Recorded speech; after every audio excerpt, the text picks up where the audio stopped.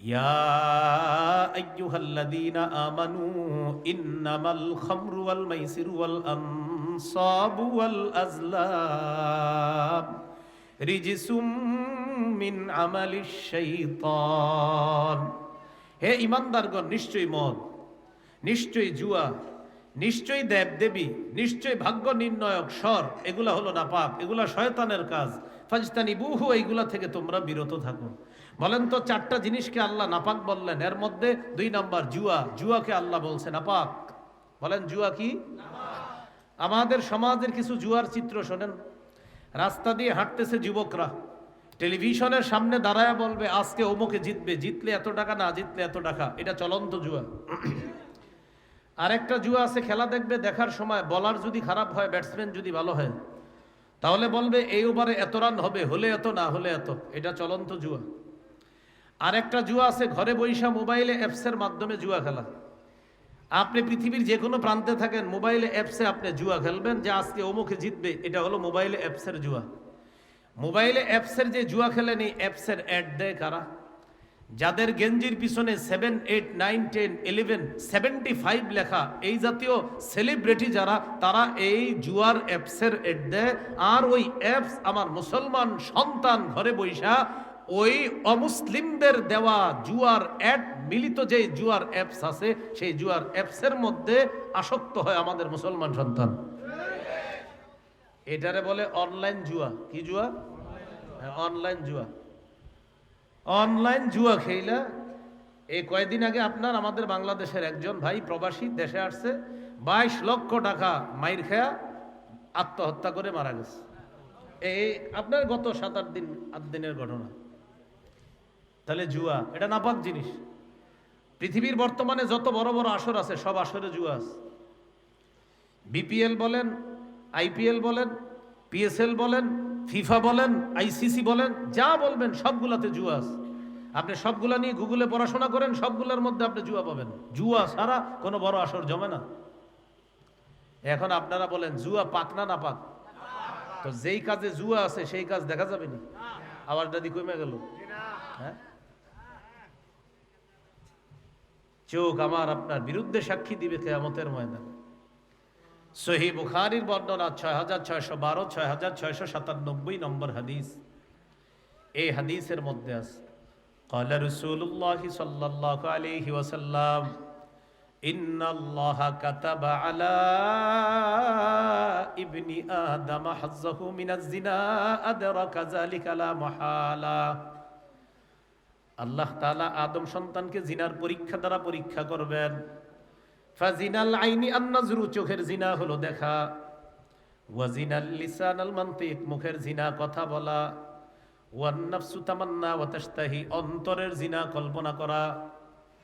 হাদিসের মধ্যে 1 নম্বরে নবী বললেন চোখের জিনা দেখা।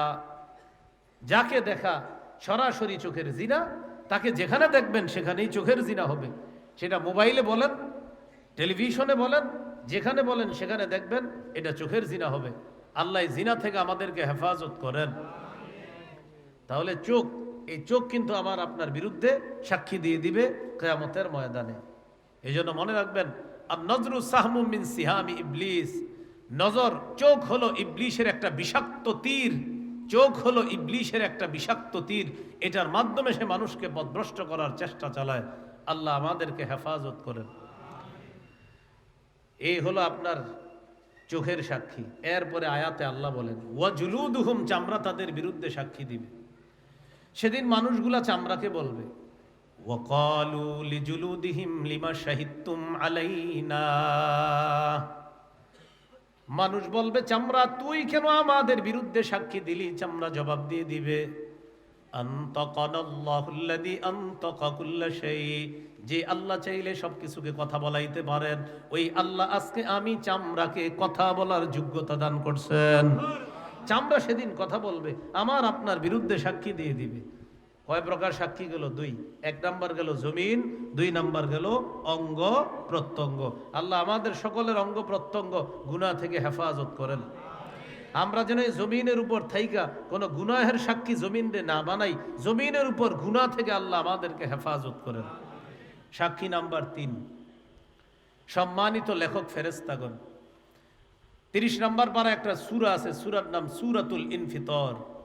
এই সূরার 10, 11, 12 নম্বর আয়াতে আল্লাহ বলেন, ওয়া ইন্না আলাইকুম লাহাফিজিনা কিরামান কাতিবিনা ইয়ালামুনা মা তাফআলুন।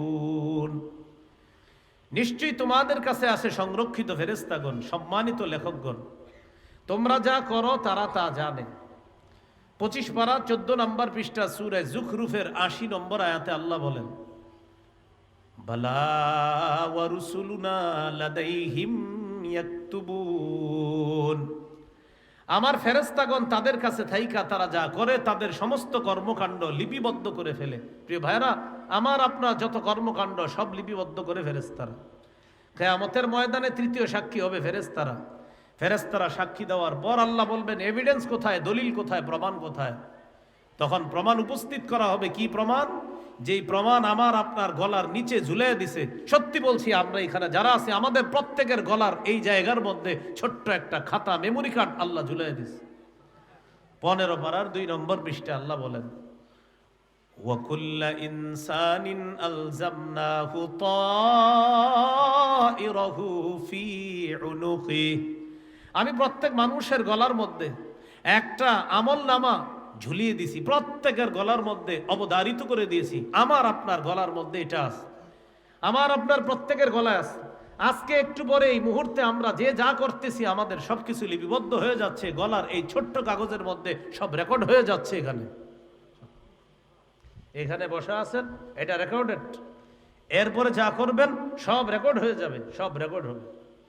প্রত্যেকের এই জায়গায় এটা ঝুলিয়ে দিছি। আল্লাহ বলে, ওয়ানুখরিজু লাহু ইয়াউমাল কিয়ামাতি কিতাবা।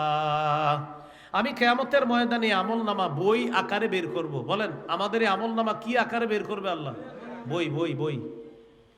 ইয়ালকাহু মানশুরা। ওই বইটা বান্দা খোলা অবস্থায় পাবে, বইটারে খোলা পাবে। এবার আল্লাহ বান্দাকে বলবে, ইকরা কিতাবাক। বান্দা তুমি তোমার বইটা পড়ো, আমলনামা পড়ো। কাফা বিনাফসিকাল ইয়াউমা আলাইকা হাসিবা। হিসাবের জন্য আজকে তুমি যথেষ্ট। 15 পারা 18 নম্বর পৃষ্ঠা সূরা কাহফে আল্লাহ বলেন, ওয়া তারাল মুজরিমিনা মুশফিকিনা মিম্মা ফিহি। নবী, আপনি অপরাধীদেরকে দেখবেন, তারা তাদের আমলনামার দিকে বড় বড় চোখ করে তাকায় আছে। আর তারা বলতে থাকবে, মালি হাজাল কিতাব। আফসোস করে বলবে, হায় হায়, এটা কেমন আমলনামা। লা ইউগাদিরু সগীরাতাও ওয়ালা কাবীরাতান ইল্লা আহসাহা। এই আমলনামার মধ্যে বড় ছোট কিছুই ছাড়ে নাই, সব দেখি এখানে লিপিবদ্ধ। প্রিয় ভাইয়েরা, সবাই সবাই একটু কথাটা মাথায় আনেন। বলেন তো, আমাদের গলায় কি আছে? আমলনামা। বলেন, কি আছে? আরো জোরে বলেন, আরো জোরে বলেন। এখানে আছে। যা করবেন, যা করছেন সকাল থেকে এ পর্যন্ত যা করেছেন রেকর্ডেড, সব হয়ে গেছে। যা করবেন সব এখানে লেখা হয়ে যাবে। এটা আল্লাহ বই আকারে বের করবে কিয়ামতের মাঠে। তাহলে 3 নাম্বার সাক্ষী ফেরেশতা, আর ফেরেশতাদের দলিল এভিডেন্স হবে কি? এই আমলনামা। এটা বই আকারে সেদিন আল্লাহ বের করে বলবে, ঘটনা কি, তুমি কি কি করছো দেখো। আমি কিন্তু তোমার উপরে জুলুম করি নাই বান্দা, তুমি অপরাধ করছো, তাই তোমার ঠিকানা জাহান্নাম। এই হলো 3 নাম্বার সাক্ষী।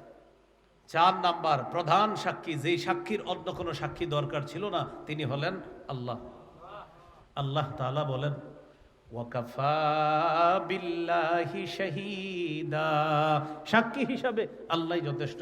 মনে আছে না, আমি প্রথমে জবাব দিছি, আল্লাহ সাক্ষী হিসাবে যথেষ্ট। তাহলে আল্লাহ বাকি 3 সাক্ষী কেন নিলেন? আল্লাহ প্রমাণ করাবেন আমি যে তোমাদের উপর কোনো জুলুম করি নাই, এটা প্রমাণ করানোর জন্য বাকি 3 সাক্ষী আল্লাহ নেবেন। আল্লাহ যেন কিয়ামতের ময়দানে আমাদেরকে প্রথম চান্সে মাফ করে দিয়ে প্রথম দলের সাথে জান্নাতি বানায়া দেন। এই 4 সাক্ষীর পর فَأَمَّا مَنْ أُوتِيَ كِتَابَهُ بِيَمِينِهِ। আমলনামা ওজন করা হবে, আমলের পাল্লা যার ভারী হবে, এরপর কি হবে? আমলনামা ডান হাতে দেওয়া হবে কারো, কারোটা দেওয়া হবে বাম হাতে।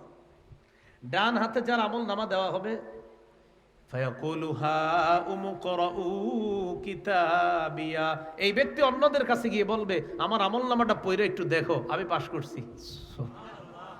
আমার আমলনামাটা একটু বড়, ইকরাউ কিতাবিয়া ইন্নী যানানতু আন্নী মুলাকিন হিসাবিয়া। আমি জানতাম আজকে আমি হিসাবের মুখোমুখি হব, এটা আমি জানতাম। আমি যে আজকে হিসাবের মুখোমুখি হব এটা আমি জানতাম। বলেন কিয়ামতের ময়দানে হিসাবের মুখোমুখি হব, এটা আপনারা আজকে জানছেননি? আরো আগে কথা জানছেন কিনা? এই জন্য ওমর ফারুক রাদিয়াল্লাহু তাআলা আনহু বলেন, হাসিবু ক্বাবলা আন তুহাসাবু। আসল হিসাবের মুখোমুখি হওয়ার আগে নিজের হিসাবটা নিজে প্রতিদিন করবা। ওয়াজিনু ক্বাবলা আন তুজানু। তোমার আমলনামা পরিমাপ করার আগে নিজেরে নিজে পরিমাপ করবা। সকাল থেকে সন্ধ্যা পর্যন্ত কতগুলা নাফরমানি করেছো, এই হিসাবগুলা তুমি নিজেই প্রতিদিন করবা। ইমাম শাফি রহমতুল্লাহ আলাইহি বলেন, আকালুন নাস, সর্বাধিক বুদ্ধিমান জ্ঞানী ওই ব্যক্তি, মান হাসাবা ক্বাবলা আন তুহাসাবা। আসল হিসাবে মুখোমুখি হওয়ার আগে যে ব্যক্তি নিজের হিসাব দুনিয়াতে করলো, সে সর্বাধিক বুদ্ধিমান ব্যক্তি। আরো বলছে কি জানেন? ওয়াসাল্লা মাআল জামাআতি ক্বাবলা আন তুসাল্লা আলাইহিল জামাআ। সবচেয়ে জ্ঞানী ওই ব্যক্তি যেই ব্যক্তির জানাজার নামাজ একটা দল পড়ার আগে সে দলের সাথে ফরজ নামাজগুলো পড়ে। আবার বুঝেন, ওই ব্যক্তি সবচেয়ে জ্ঞানী যেই ব্যক্তির জানাজার নামাজ অনেক বড় একটা দল এসে পড়ছে। ইমাম শাফি বলেন, এক দল তার জানাজার নামাজ পড়ার আগে সে দলের সাথে দুনিয়াতে নামাজ পড়তো, এ হলো সবচেয়ে জ্ঞানী মানুষ। তো কিয়ামতের ময়দানে হিসাব হওয়ার পর যার আমলনামা ডান হাতে দেওয়া হবে, ওই ব্যক্তি বলবে, আমার আমলনামা পড়ে দেখো। আমি জানতাম আমি হিসাবের মুখোমুখি হব। এই জন্য প্রিয় ভাইয়েরা, আমার সাথে একটা আরবি বলেন, সবাই বলেন মুহাসাবাহ।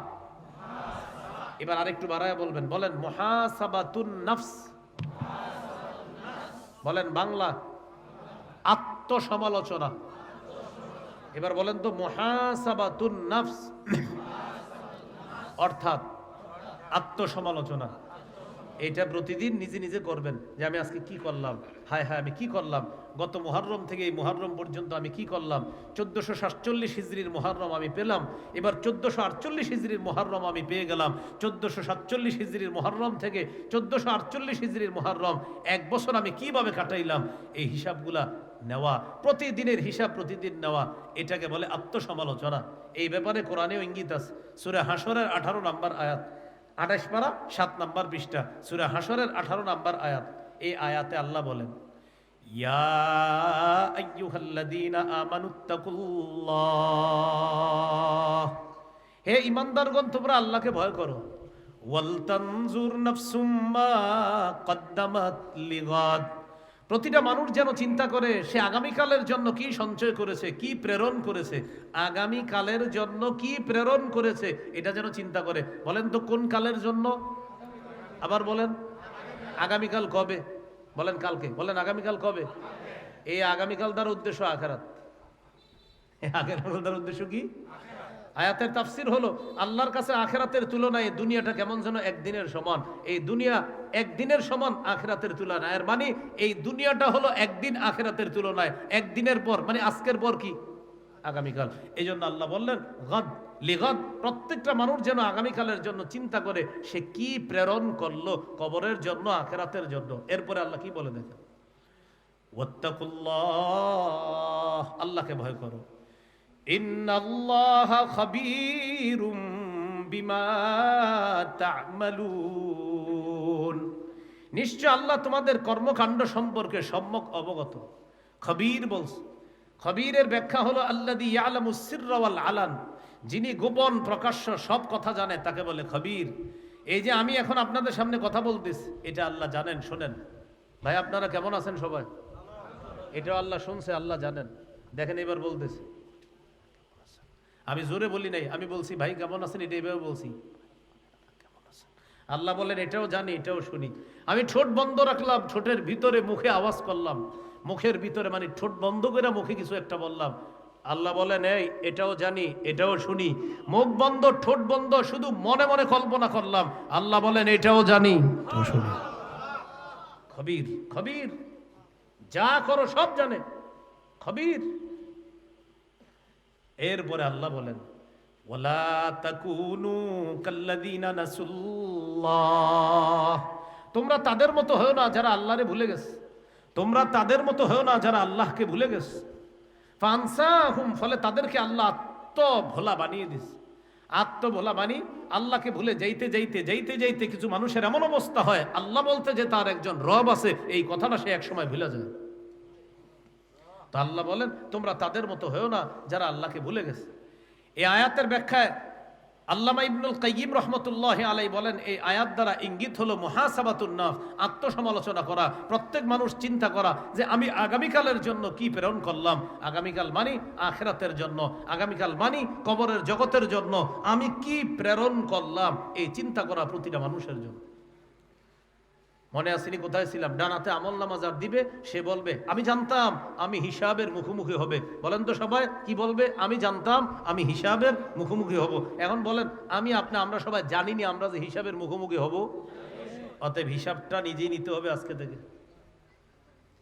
এরপরে আল্লাহ বলেন ফাহুয়া ফি ঈশাতির রাদিয়া, সে জান্নাতের মধ্যে থাকবে, সন্তুষ্টজনক আরামদায়ক জীবন যাপনের মধ্যে সে কাটাতে থাকবে, সন্তোষজনক জীবনের মধ্যে সে কাটাতে থাকবে। ফাহুয়া ফি ঈশাতির রাদিয়া, আরাম আয়েশের মধ্যে সে কাটাতে থাকবে। ফি জান্নাতিন আলিয়া, উঁচু জান্নাত। কুতুফুহা দানিয়া, যেই জান্নাতের গাছের ফলের ডালাগুলা ছড়িগুলা তার মুখের কাছে এসে উপস্থিত হবে। আল্লাহ কি বলবে? কুলু ওয়াশরাবু হানিআম বিমা আসলাফতুম ফিল আইয়ামিল খালিয়া। অনুবাদটা সবাই একসাথে করি, চলেন বলেন। খাও, পান করো, যেভাবে মন চায়, যতটুকু মন চায়, যতক্ষণ মন চায়, যত বেশি মন চায় খাইতে থাকো। এটা আল্লাহ বলবে জান্নাতীরে। হ্যাঁ, খাও, পান করো, যতটুকু মন চায়, যতক্ষণ মন চায়, যত বেশি মন চায়। রাগাদান ওয়াসিআ, যত বেশি মন চায় তুমি খাইতে থাকো। কেন? বিমা আসলাফতুম ফিল আইয়ামিল খালিয়া, দুনিয়াতে ফেলে আসা যে জীবন, ওই জীবন যাপন তুমি যেভাবে করেছো, তোমার অতীতে ফেলে আসা জীবনের বিনিময়ে আমি আল্লাহ এই নিয়ামত তোমাকে দান করলাম। এরপরে যার আমলনামা বাম হাতে দেওয়া হবে ওই ব্যক্তির ব্যাপারে আল্লাহ বলবেন খুজু, তারে ধরো, ফাগুল্লু, তাকে বেরি পড়াও, বেরি পড়াও, সুম্মাল জাহিমা সল্লু, তাকে জাহান্নামের কিনারায় নিয়ে ধাক্কা মাইরা জাহান্নামে ফেলে দাও। সুম্মা ফি সিলসিলাতিন যারউহা ৭০ যিরাআন ফাসলুকু, এরপর তার শরীরটা ৭০ গজ শিকল দিয়া বাঁধো। এই তাফসীরের মধ্যে আসছে কারো কারো শিকলটা নাকের ছিদ্র দিয়ে ঢুকায়া পিছনের রাস্তা দিয়ে বের করে এইভাবে শিকল দিয়ে পেঁচায় আগুনের মধ্যে নিক্ষেপ করা। আল্লাহ আমাদেরকে হেফাজত করেন, আল্লাহ আমাদেরকে হেফাজত করেন। তাহলে বলেন তো কয় সাক্ষী কিয়ামতের মাঠে? 4। এর মধ্যে প্রধান সাক্ষী কে? এই সাক্ষ্য ব্যবস্থা ইত্যাদি হওয়ার পর 2 শ্রেণী, এক শ্রেণীর আমলনামা ডান হাতে, আরেক শ্রেণীর কোন হাতে? বাম হাতের মধ্যে আমলনামা। ঠিক তো কথাগুলা? আচ্ছা, তাহলে ওই জীবনে আমরা যেন স্বাচ্ছন্দ্যময় জীবন কাটাতে পারি, সেই জীবনটা সুন্দর করার জন্য দুনিয়ার জীবনে আমরা আছি। এই দুনিয়ার জীবনটা আমরা কাজে লাগাতে হবে যদি আখিরাতের জীবনটা আমরা সুন্দর চাই। দুনিয়ার জীবন আমরা কিভাবে কাজে লাগাবো? 24টা ঘন্টা